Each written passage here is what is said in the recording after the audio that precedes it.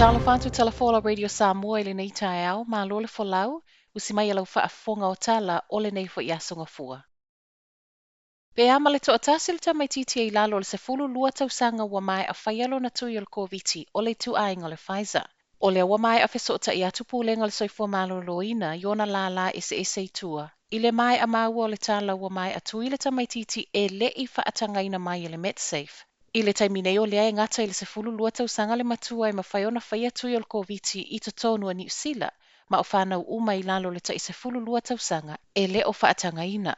Pita i ripotia le staff ua faailoa ia so upo le Northern Region Health Coordination Center o le whai o le tui o le tamaitiiti e le i atoa le sefulu lua tausaga na whai le i le mai a faailoa ane le matua ua atoa le sefulu lua, ma e le i faailoa ino fo isa pepa e faamauni ai ona tausaga. To e sue atu le numero lo le sitala i faamaumaunga le soifua malōlōina le NHI, e le i maua foi. Muli ane to e maua i sue ngana whaia ma faamautino ai, e le i atoa le sefulu lua. Ua toi Faamanatu mai ei le pūlenga i le aufai ngā luenga whaapea mātua, e le o mawhai ona whai atu i o whanau i lalo le sefulu lua tausaga, ma a whai ai le maua se numero NHI, o le a tāpālua se pepa faamaoni o le aso whanau, ai e le i whai le tui.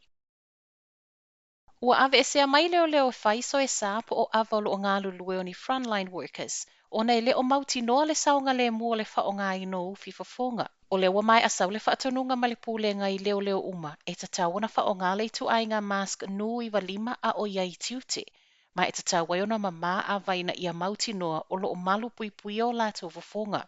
I le whaatonunga na sau i le faaiuga le vaiaso, o i latou uma le a le faamaliaina le whaatonunga ai o lo o ngā lulue nei frontline. O le asuia tūlanga isi tiute le ofisa e au fia i leo e le mafai o na o tali tonunga faaleolotu po o anga nuu foi.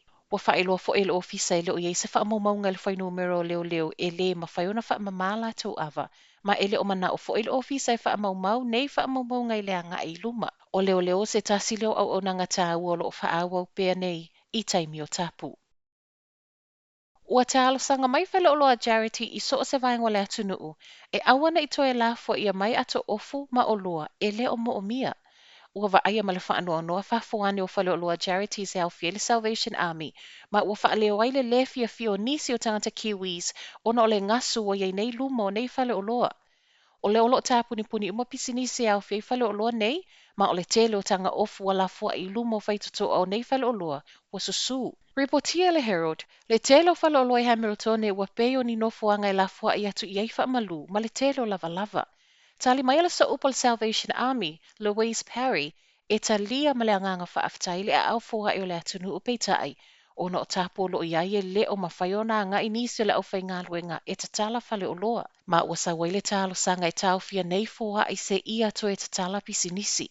O le ngasu wa iei lumo faleoloa wa afia, o le apa u lea i le local council latou te totongia le faamamāina. O loo alualu pe ilunga le whai numero cases faamaoni e totonu o le atunuu.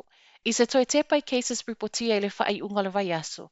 Aso to na i valus fulu lua, sa waiana nafia valus fulu tolu. Ma o le tuu faatasinga e tuu faatasia talo tae aulo i ai nei, 5 laus fulu maltasi. Ma o le fase la wivas fulu pono tangata au kilani, ai se fulu 5 o Wellingtone. O le soe tala noa le kapeneta mo le tonu o la asanga o lapata inga mo au kilani ma Northland. Ai mo isi uma vaenga o New Zealand o leo le a se e le la asanga vaenga tolu, mai le po atae au.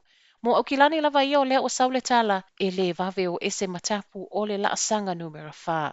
Matala faaiu, tolu se lau fitu se fulu Afghanistan wo mafai ona laveaiina mai e ngā luenga laveaiina New Zealand.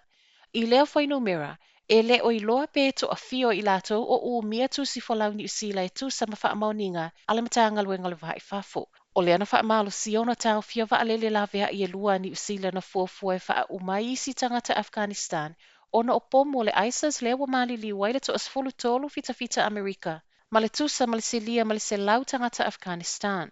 Ua le uma mai ai ma le to atelo isi tangata na faa moe laveaiina mai, ma o le upolo misi tamita i pale mia Jacinda Ardern, o le atau mafai e laveaiina mai i se taimi o iluma.